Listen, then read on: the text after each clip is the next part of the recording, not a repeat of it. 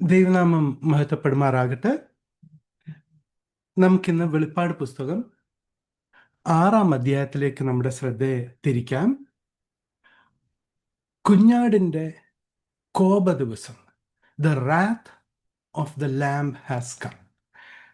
4-5 അധ്യായത്തിൽ അവിടുത്തെ മെയിൻ ചോദ്യം ഇതായിരുന്നു: പുസ്തകം തുറപ്പാൻ ആര് യോഗ്യൻ? അപ്പോൾ കുഞ്ഞാട്, അറുക്കപ്പെട്ട കുഞ്ഞാട് യോഗ്യനായി കണ്ടെത്തുകയും കുഞ്ഞാട് ഓരോ ആ പുസ്തകത്തെ, ആ ചുരുളിൻ്റെ ഓരോ സീൽ, ഓരോ മുദ്രയും തുറക്കുന്ന ഭാഗമാണ് 6-ാം അധ്യായം മുതൽ നമ്മൾ കാണുന്നത്. ഇയ്യോബിൻ്റെ പുസ്തകവുമായിട്ട് വെളിപ്പാട് പുസ്തകത്തിന് വളരെ ഒരു ബന്ധമുണ്ട്. ഇയ്യോബിൻ്റെ കഷ്ടത മഹോപദ്രവത്തിൽ കൂടി കടന്നു പോകുന്ന യഹൂദ ശേഷിപ്പ്, ആ ചെറിയ കൂട്ടം യഹൂദരുമായിട്ട് നമുക്ക് കമ്പയർ ചെയ്യാൻ കഴിയും. നമുക്ക് ചില വാക്യങ്ങളൊന്ന് വായിക്കുമ്പോൾ നമുക്ക് ഈ ട്രിബുലേഷൻ്റെ ഒരു ബേസിസ് നമുക്ക് കിട്ടാനിടയാകും. നമുക്ക് ഇയ്യോബിൻ്റെ 1-ാം അധ്യായം 6-ാമത്തെ വാക്യം മുതൽ താഴോട്ട് നമുക്കൊന്ന് വായിക്കാം. ഒരു ദിവസം ദൈവപുത്രന്മാർ യഹോവയുടെ സന്നിധിയിൽ നിൽപ്പാൻ ചെന്നു. അവരുടെ കൂട്ടത്തിൽ സാത്താനും ചെന്നു. യഹോവ സാത്താനോട്, നീ എവിടെ നിന്ന് വരുന്നു എന്ന് ചോദിച്ചതിന് സാത്താൻ യഹോവയോട്, ഞാൻ ഭൂമിയിൽ ഊടാടി സഞ്ചരിച്ചിട്ട് വരുന്നു എന്നുത്തരം പറഞ്ഞു. യഹോവ സാത്താനോട്, എൻ്റെ ദാസനായ ഇയ്യോബിന്മേൽ നീ ദൃഷ്ടി വെച്ചുവോ? അവനെപ്പോലെ നിഷ്കളങ്കനും നേരുള്ളവനും ദൈവഭക്തനും ദോഷം വിട്ടകലുന്നവനും ഭൂമിയിൽ ആരും ഇല്ലല്ലോ എന്ന് അരുളി ചെയ്തു. അതിന് സാത്താൻ യഹോവയോട്, വെറുതെയോ ഇയ്യോബ് ദൈവഭക്തനായിരിക്കുന്നത്? നീ അവനും അവൻ്റെ വീട്ടിനും അവനുള്ള സകലത്തിനും ചുറ്റും വേലി കെട്ടിയിട്ടില്ലയോ? നീ അവൻ്റെ പ്രവൃത്തിയെ അനുഗ്രഹിച്ചിരിക്കുന്നു.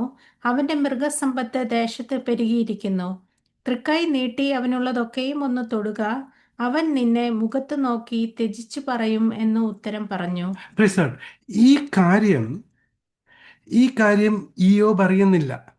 ബാക്ക്ഗ്രൗണ്ടിൽ സ്വർഗമണ്ഡലങ്ങളിൽ നടക്കുന്ന ഈ കാര്യം ഇയ്യോബ് അറിയുന്നില്ല.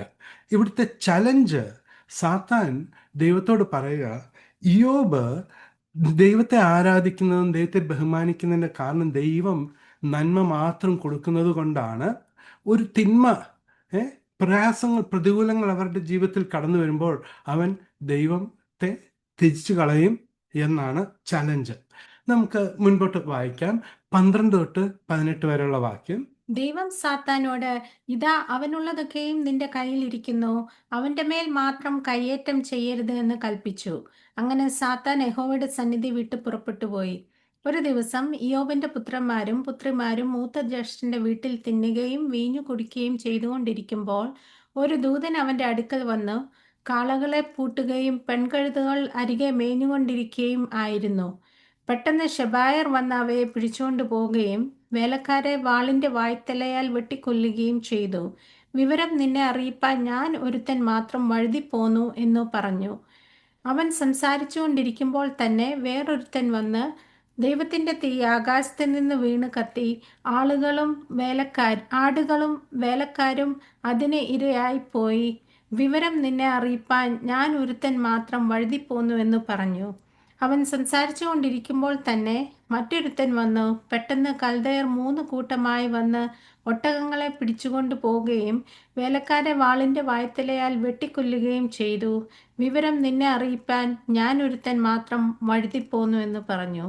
അവൻ സംസാരിച്ചു കൊണ്ടിരിക്കുമ്പോൾ മറ്റൊരുത്തൻ വന്ന്, നിന്റെ പുത്രന്മാരും പുത്രിമാരും മൂത്ത ജ്യേഷ്ഠന്റെ വീട്ടിൽ തിന്നുകയും വീഞ്ഞു കുടിക്കുകയും ചെയ്തുകൊണ്ടിരുന്നു.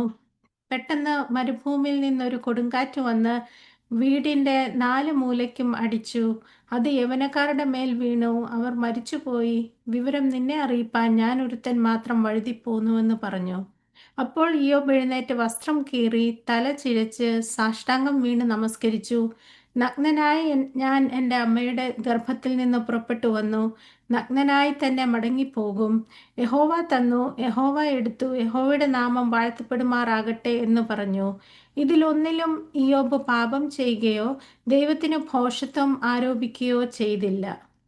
അപ്പം നമ്മൾ ഈ കാര്യം ഇവിടെ ശ്രദ്ധിക്കേണ്ടത്, ദൈവം സാത്താന് ഒരു അധികാരം കൊടുത്തു, ഒരു ലിമിറ്റ് കൊടുത്തു. സാത്താനോട് പറഞ്ഞു, നീ എന്ത് വേണമെങ്കിലും ചെയ്തോ, പ്രാണനെ മാത്രം തുടരുത്. യോബിന്റെ പ്രാണനെ മാത്രം തുടരുത്, എന്ത് വേണേലും ചെയ്തോ.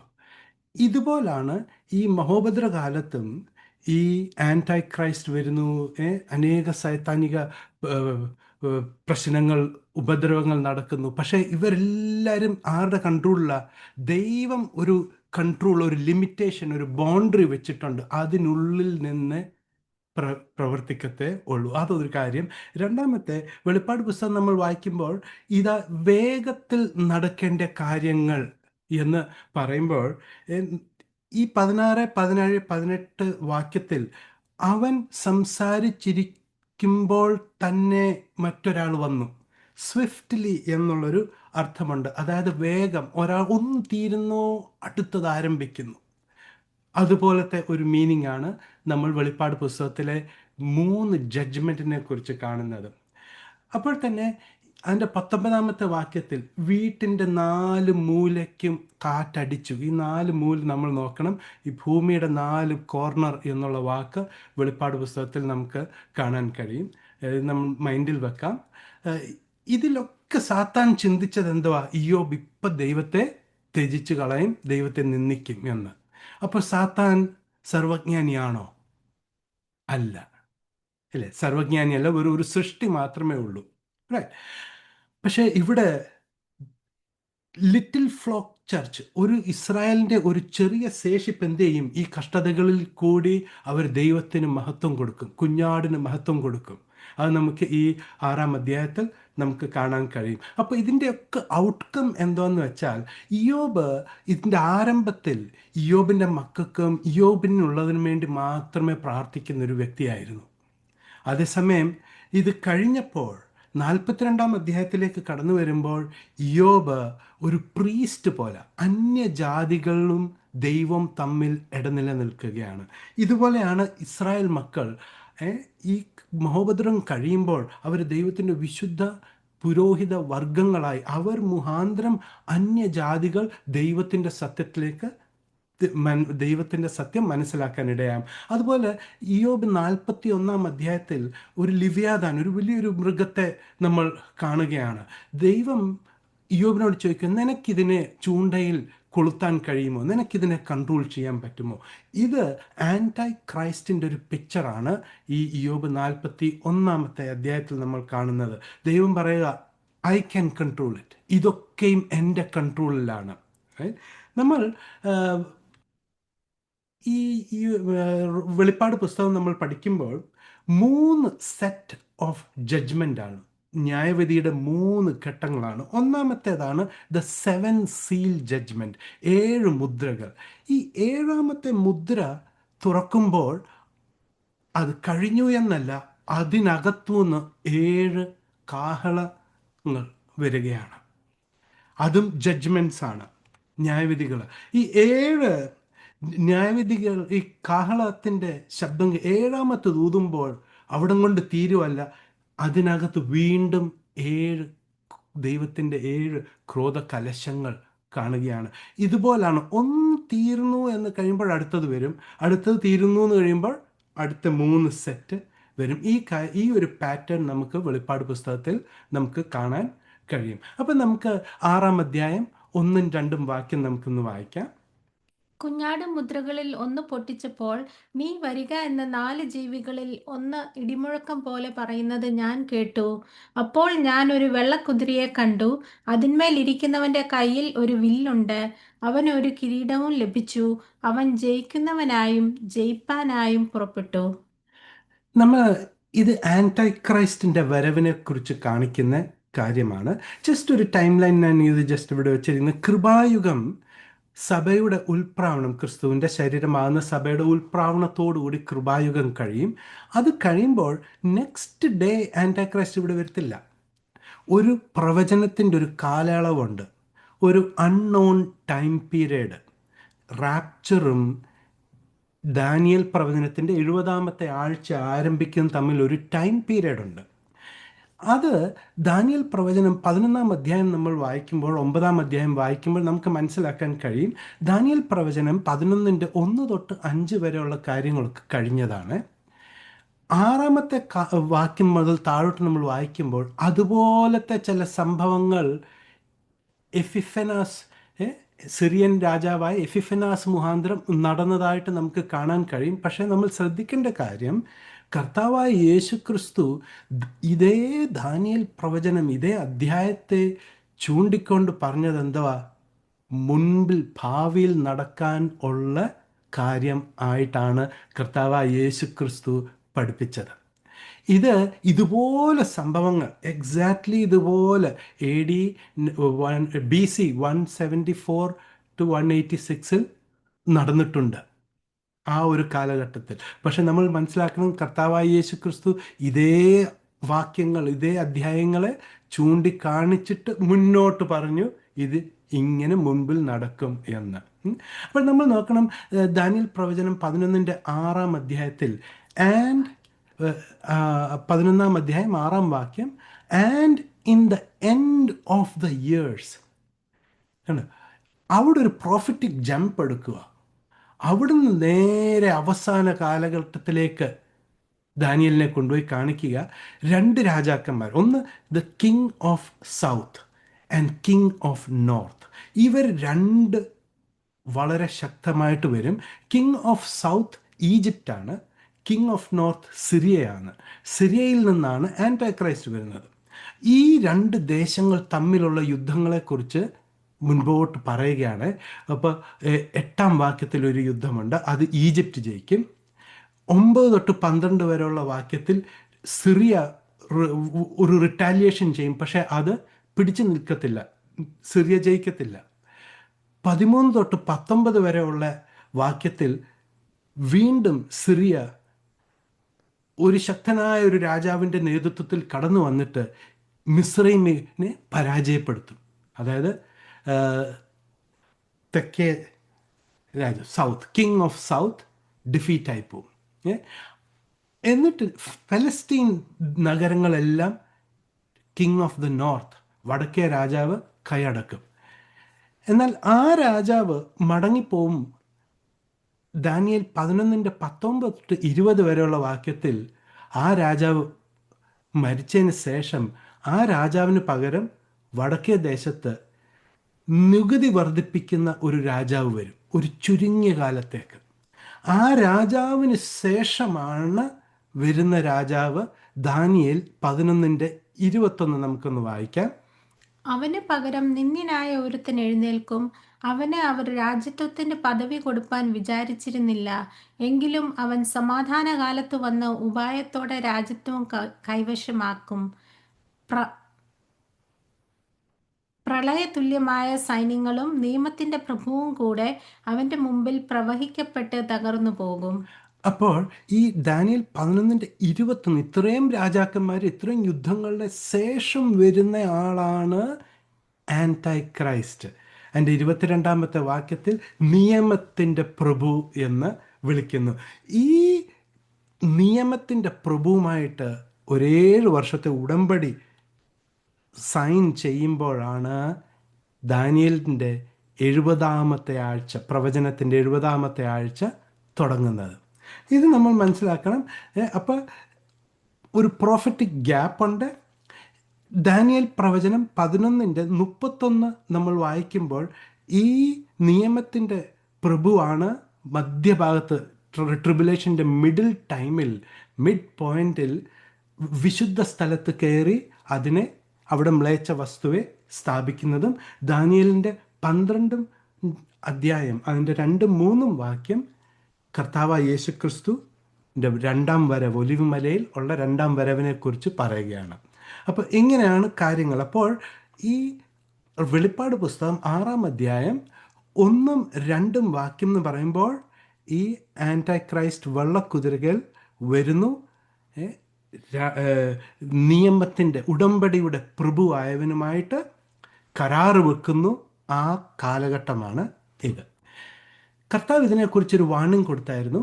മത്തായി സുവിശേഷം 24-ാം അധ്യായം 4 തൊട്ട് 7 വരെയുള്ള വാക്യം നമുക്കൊന്ന് വായിക്കാം.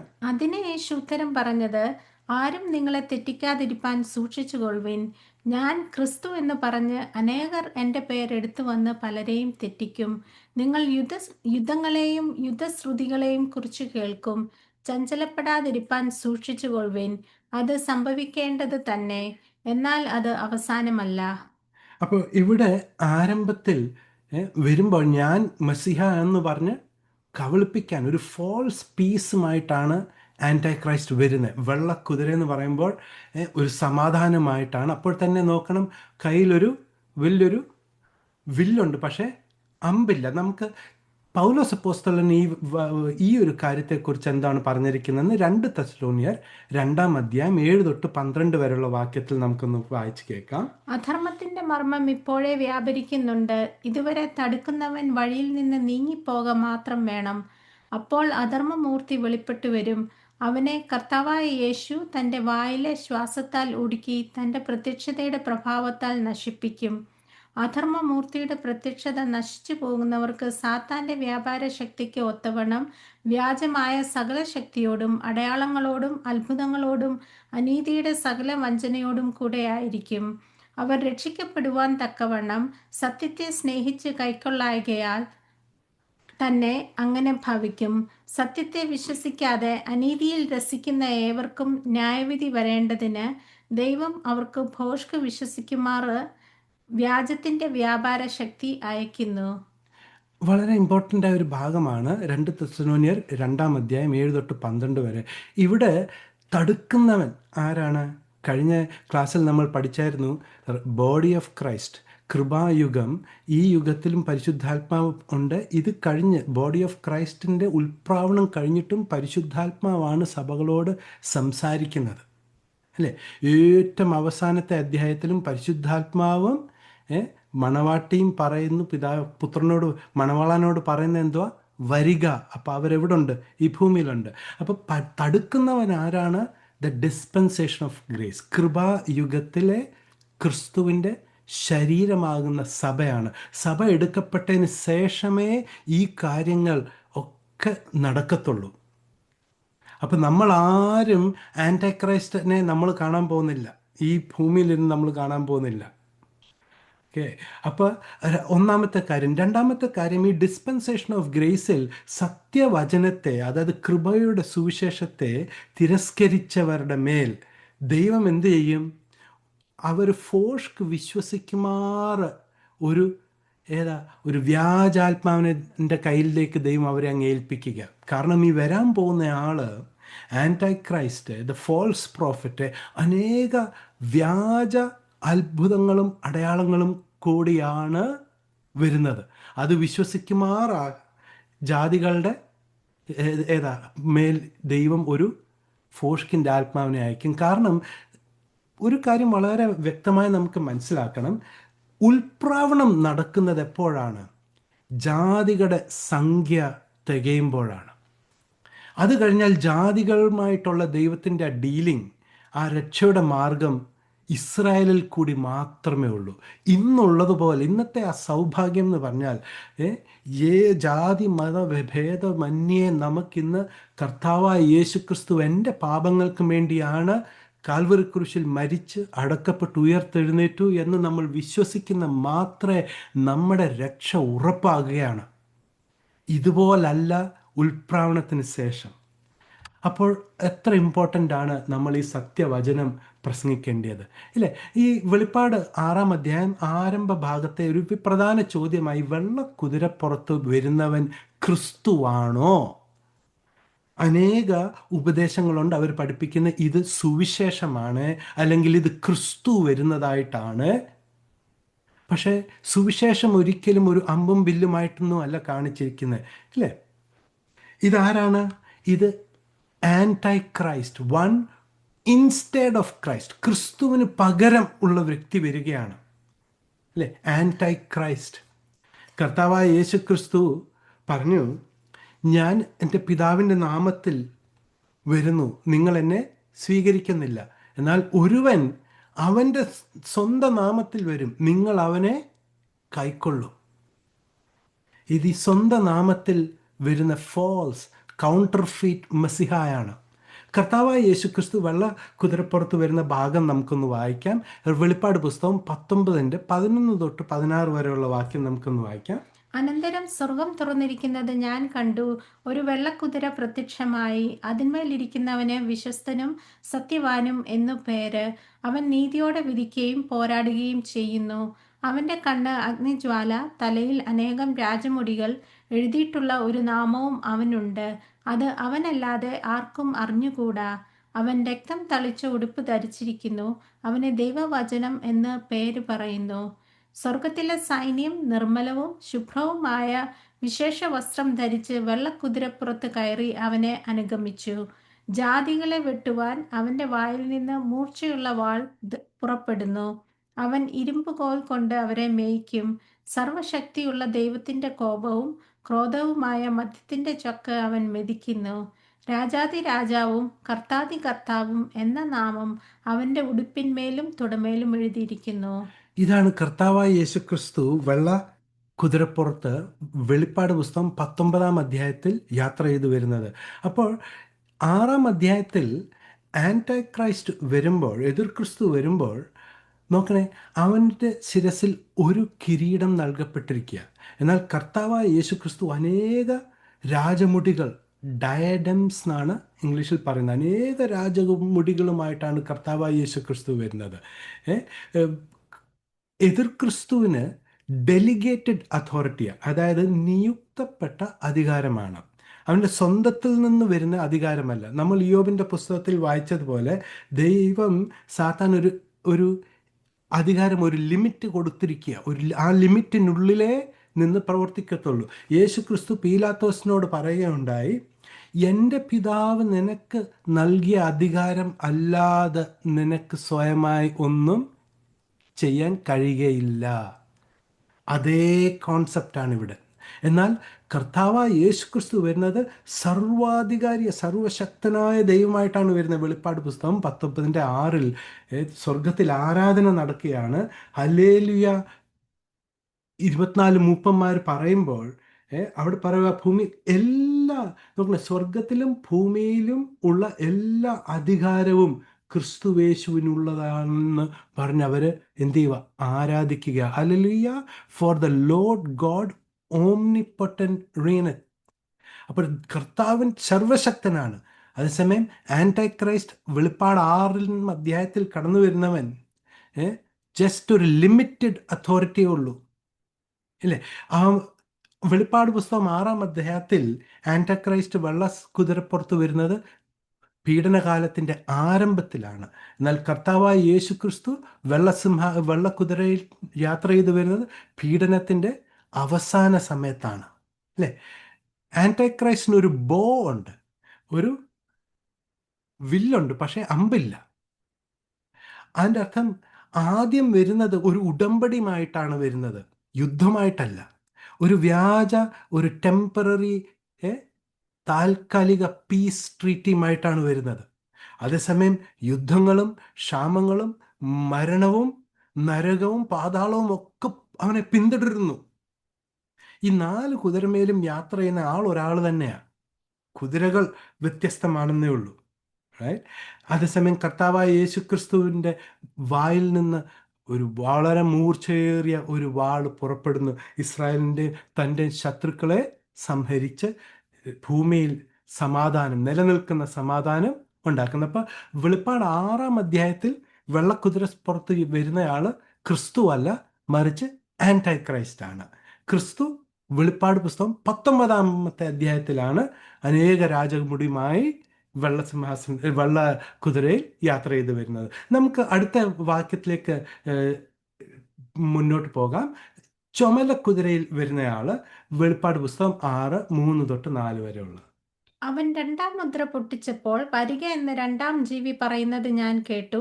അപ്പോൾ ചുവന്നതായ മറ്റൊരു കുതിര പുറപ്പെട്ടു. അതിന്റെ പുറത്തിരിക്കുന്നവന് മനുഷ്യർ അന്യോന്യം കൊല്ലുവാൻ തക്കവണ്ണം ഭൂമിയിൽ നിന്ന് സമാധാനം എടുത്തു കളയേണ്ടതിന് അധികാരം ലഭിച്ചു. ഒരു വലിയ വാളും അവന് കിട്ടി. ഇവനും അധികാരം, അതേ വ്യക്തിയാണ്. ഇപ്പോൾ വെള്ളക്കുതിരയിൽ വന്നു, പക്ഷെ ഇപ്പോൾ പിന്നീട് എന്തുവാ? യുദ്ധം. ഈ ചുമലക്കുതിര കാണിക്കുന്നത് മരണം, വലിയ യുദ്ധങ്ങൾ. ഈ യുദ്ധങ്ങളിൽ നമ്മൾ മത്തായി സുവിശേഷം 24-ന്റെ 7 വാക്യം നമുക്കൊന്ന് വായിക്കാം. എന്നാൽ അത് അവസാനമല്ല. ജാതി ജാതിയോടും രാജ്യം രാജ്യത്തോടും എതിർക്കും. ക്ഷാമവും ഭൂകമ്പവും അവിടവിടെ ഉണ്ടാകും. ദാനിയേൽ പ്രവചനം 7-ന്റെ 20 ആ, വാക്യം നമുക്കൊന്ന് വായിക്കാം.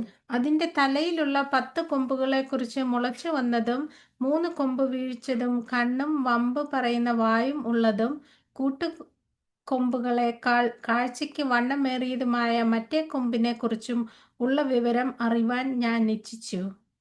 വയോധികനായവൻ വന്ന് അത്യുന്നതനായവന്റെ വിശുദ്ധന്മാർക്ക് ന്യായാധിപത്യം നൽകുകയും വിശുദ്ധന്മാർ രാജ്യത്വം കൈവശമാക്കുന്ന കാലം വരികയും ചെയ്യുവോളം ആ കൊമ്പ് വിശുദ്ധന്മാരോട് യുദ്ധം ചെയ്ത് അവരെ ജയിക്കുന്നത് ഞാൻ കണ്ടു. അപ്പൊ ഈ കൊമ്പ്, വമ്പ് പറയുന്ന കൊമ്പ് ആരാ? ആന്റൈ ക്രൈസ്റ്റാ. ഏത് കാലഘട്ടത്തിലാണ് വരുന്നത്? 10 കൊമ്പുകൾ, അതിൽ നിന്ന് 3 വീണു പോകും. ബാക്കിയുള്ള കൊമ്പുകൾ, ബാക്കിയുള്ള രാജ്യങ്ങൾ അവർ സ്വയമേ ഈ ആന്റൈ ക്രൈസ്റ്റിന് അവരുടെ സിംഹാസനങ്ങൾ വിട്ടുകൊടുക്കും. അപ്പോൾ യുദ്ധം നടക്കുന്നത് ഒന്ന് ആന്റൈ ക്രൈസ്റ്റിന്റെ ഫോഴ്സ്, എതിർ ക്രിസ്തുവും ഈ വിശ്വാസികൾ, യഹൂദ വിശ്വാസികളെ വിശുദ്ധന്മാർക്കെതിരെ അവൻ പോരാടും. അനേക വിശുദ്ധന്മാർ രക്തസാക്ഷികളാകും. ഒന്ന്. രണ്ടാമത്തെ മരണം, ഇവർ തമ്മിൽ, രാജ്യങ്ങൾ രാജ്യത്തോടും ജാതി ജാതിയോടും തമ്മിൽ തമ്മിൽ ഇവരെന്ത് ചെയ്യും?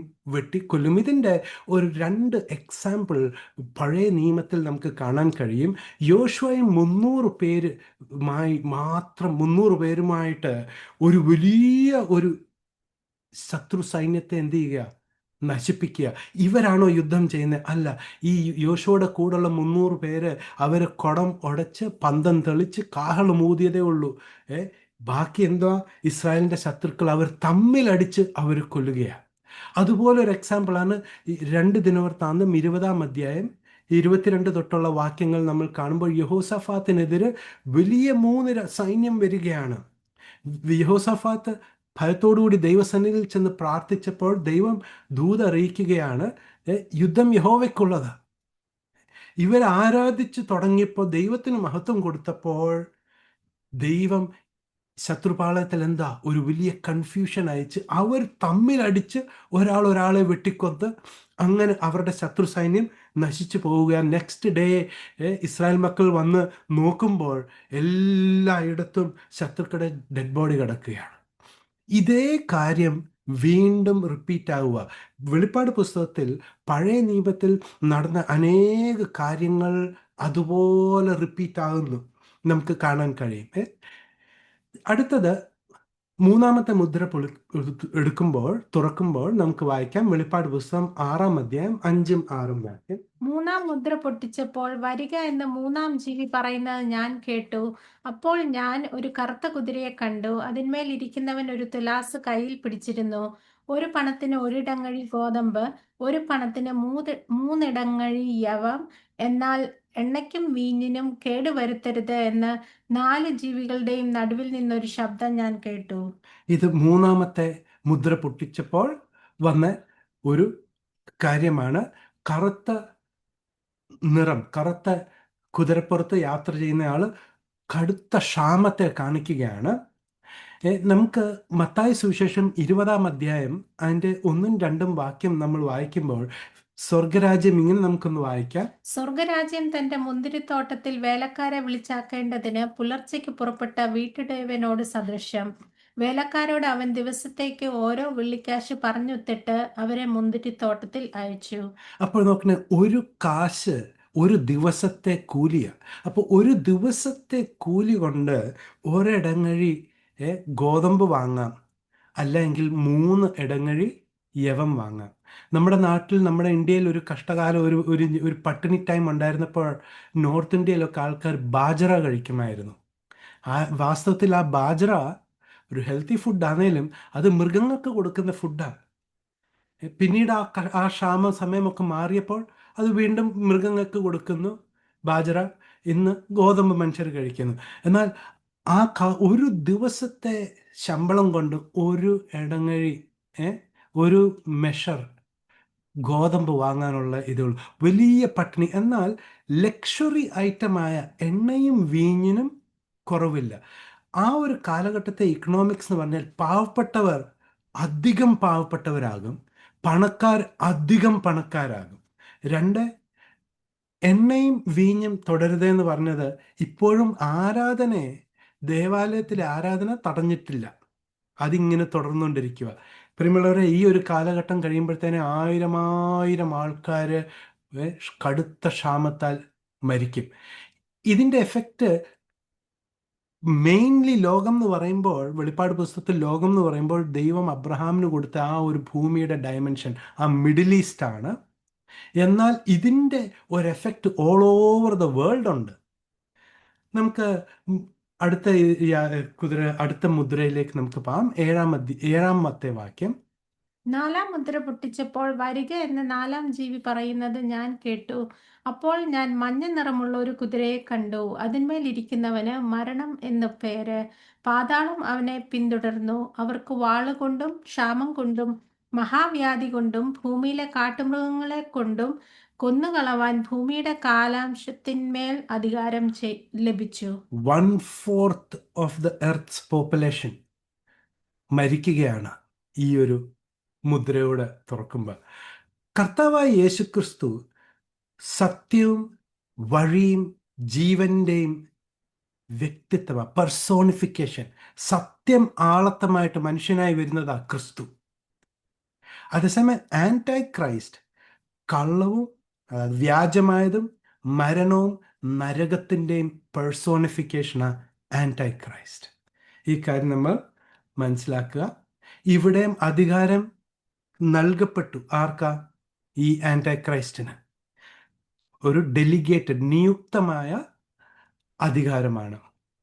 അഞ്ചാമത്തെ മുദ്ര പൊട്ടിക്കുന്നത് വെളിപ്പാട് പുസ്തകം 6:9-11 വരെയുള്ള വാക്യം നമുക്ക് വായിക്കാം. അവൻ അഞ്ചാം മുദ്ര പൊട്ടിച്ചപ്പോൾ ദൈവവചനം നിമിത്തവും തങ്ങൾ പറഞ്ഞ സാക്ഷ്യം ഹേതുവായും അറുക്കപ്പെട്ടവരുടെ ആത്മാക്കളെ ഞാൻ യാഗപീഠത്തിൻ കീഴിൽ കണ്ടു. വിശുദ്ധനും സത്യവാനുമായ നാഥ, ഭൂമിയിൽ വസിക്കുന്നവരോട് ഞങ്ങളുടെ രക്തത്തെക്കുറിച്ച് നീ എത്രത്തോളം ന്യായവിധിയും പ്രതികാരവും നടത്താതെ ഇരിക്കും എന്ന് അവർ ഉറക്കെ നിലവിളിച്ചു. അപ്പോൾ അവരിൽ ഓരോരുത്തനും വെള്ള നിലയങ്കി കൊടുത്തു.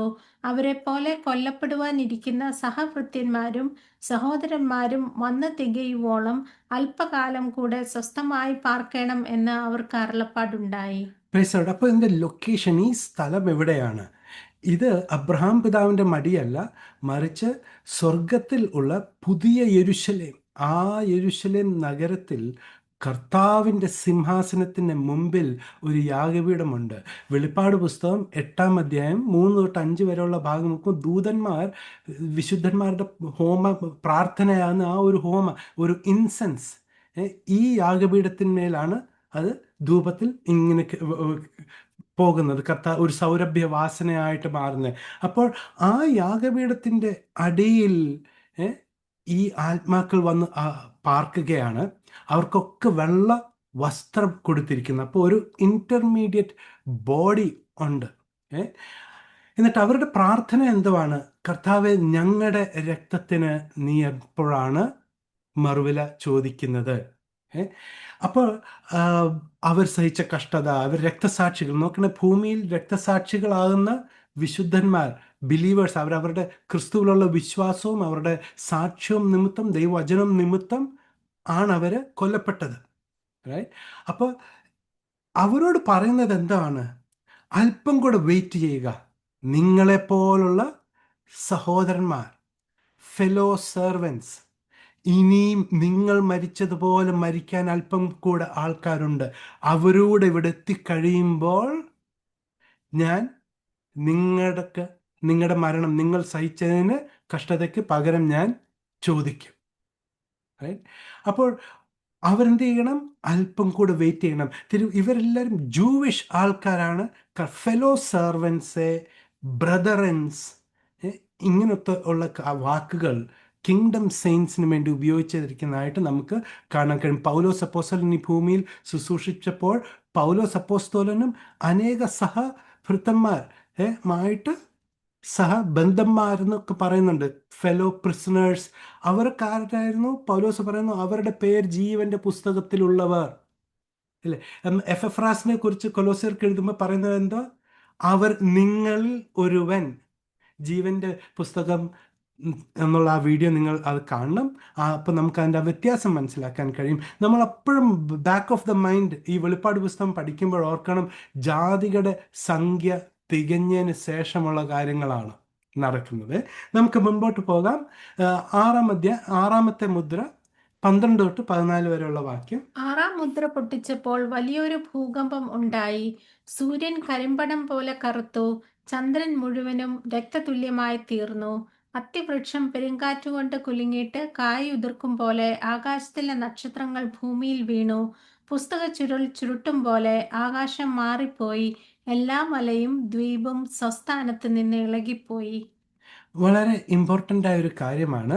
നമുക്ക് യോയൽ പ്രവചനം 2-ാം അധ്യായം 28 തൊട്ട് 32 വരെയുള്ള വാക്യം നമ്മൾ വായിക്കുമ്പോൾ ഇതേ കാര്യമാണ് അപ്പോസ്തലനായ പത്രോസ് അപ്പോസ്തല പ്രവൃത്തി 2-ാം അധ്യായം 16-ാം വാക്യത്തിൽ എഴുന്നേറ്റ് പ്രസംഗിക്കുന്നത്. നമുക്കൊന്ന് വായിക്കാം. അതിന്റെ ശേഷമോ ഞാൻ സകല ജഡത്തിന്മേലും എൻ്റെ ആത്മാവിനെ പകരും. നിങ്ങളുടെ പുത്രന്മാരും പുത്രിമാരും പ്രവചിക്കും. നിങ്ങളുടെ വൃദ്ധന്മാർ സ്വപ്നങ്ങളെ കാണും. നിങ്ങളുടെ യൗവനക്കാർ ദർശനങ്ങളെ ദർശിക്കും. ദാസന്മാരുടെ മേലും ദാസിമാരുടെ മേലും കൂടെ ഞാൻ ആ നാളുകളിൽ എൻ്റെ ആത്മാവിനെ പകരും. 29-ാമത്തെ വാക്യം വരെയുള്ള കാര്യം നടന്നു. ഇനി 30 തൊട്ടുള്ള കാര്യങ്ങൾ നടക്കേണ്ടതാ. നമുക്കൊന്ന് വായിക്കാം 30-ഉം 31-ഉം.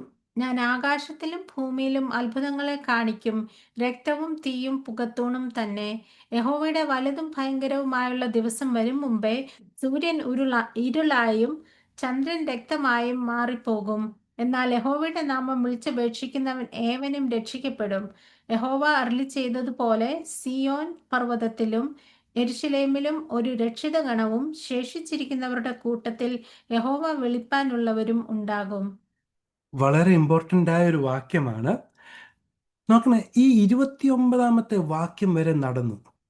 30-ാമത്തെ തൊട്ട് വാക്യങ്ങളാണ് നടക്കാനിരുന്നത്. പക്ഷേ കൃപയുടെ യുഗം, അപ്പോസ്തല പ്രവൃത്തി 8-9, ഈ രണ്ട് വാക്യത്തിൻ്റെ ഇടയിലാണ് ദൈവം തന്നിൽ ലോകാരംഭം മുതൽ മറഞ്ഞിരുന്ന മർമ്മമായ കൃപായുഗം ആഡ് ചെയ്യുന്നത്. എന്നാൽ വെളിപ്പാട് പുസ്തകം 6-ാം മുദ്ര ആ അധ്യായം തുടങ്ങുന്നത് ഇതിൻ്റെ ഒരു കണ്ടിന്യൂഷൻ. 30-ാമത്തെ വാക്യം തൊട്ട് താഴോട്ടുള്ള വാക്യങ്ങളാണ് കണ്ടിന്യൂ ആകുന്നത്. നമുക്ക് അല്പം കൊണ്ടൊന്ന് ചിന്തിക്കാം. 6-ാം മുദ്ര തുറക്കുമ്പോൾ ദൈവത്തിൻ്റെ ക്രോധം, കുഞ്ഞാടിൻ്റെ ക്രോധ ദിവസം വന്നുവല്ലോ എന്നാണ് പറയുന്നത്.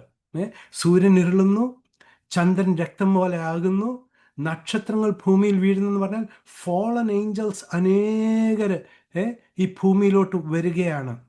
വെളിപ്പാട് പുസ്തകം 12-ാം അധ്യായത്തിൽ എല്ലാ ഫോളൻ ഏഞ്ചൽസും താഴെ വീഴും. അവിടെ പിന്നീട് അവരുടെ സ്ഥാനം കണ്ടില്ല എന്നാണ്. എന്നാൽ അതിനു മുന്നേ തൊട്ട് ഈ വീണ ഫോളൻ ഏഞ്ചൽസ് ഒക്കെ ഈ ഭൂമിയിൽ വരും. ഒരു വലിയ ഒരു ഭൂകമ്പം അവിടെ നടക്കുന്നതായിട്ട് കാണുന്നു. വെളിപ്പാട് പുസ്തകം 16-ാം അധ്യായം വായിക്കുമ്പോൾ പിന്നീട് ദ്വീപങ്ങളും മലകളും ഇല്ലാത്ത ഒരു ടൈം വരികയാണ്. നമുക്ക് മുൻപോട്ട് വായിക്കാം 6-ാമത്തെ മുദ്രയുടെ ഫർദർ എഫക്റ്റ് 15 തൊട്ട് 17 വരെയുള്ള വാക്യം. ഭൂമിയിലെ രാജാക്കന്മാരും മഹത്തുക്കളും സഹസ്രാധിപന്മാരും ധനവാന്മാരും ബലവാന്മാരും സകലദാസനും സ്വതന്ത്രനും ഗുഹകളിലും മലപ്പാറകളിലും ഒളിച്ചുകൊണ്ട് മലകളോടും പാറകളോടും ഞങ്ങളുടെ മേൽ വീഴുവിൻ. സിംഹാസനത്തിൽ ഇരിക്കുന്നവന്റെ മുഖം കാണാതെ വണ്ണവും കുഞ്ഞാടിന്റെ കോപം തട്ടാതെ വണ്ണവും ഞങ്ങളെ മറപ്പിൻ.